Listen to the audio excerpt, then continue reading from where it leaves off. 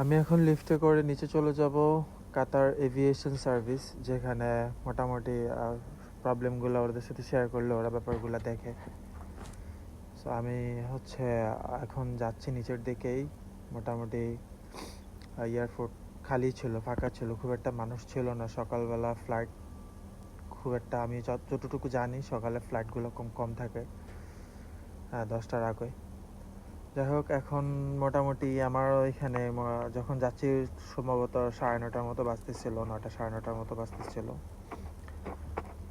By the way, আমি বুঝতেছি আমার ভয়েস ওভার দিতে যে খুব প্রবলেম হচ্ছে, যেটা আমার একটা মাইক্রোফোন কিনতে হবে। বাট আমি এখন নিব বলে নেওয়া হয় না, ইনশাল্লাহ হয়তো রিসেন্টলি নিয়ে নিব। এখন আমি আমার জায়গা মতো চলে আসছি এখন ব্যাগেজের জন্য ওদেরকে। আচ্ছা, আমি বলতেছি আমার ব্যাগেজটা আগে দেখেন। এই সেই আমার হারিয়ে যাওয়া রত্ন।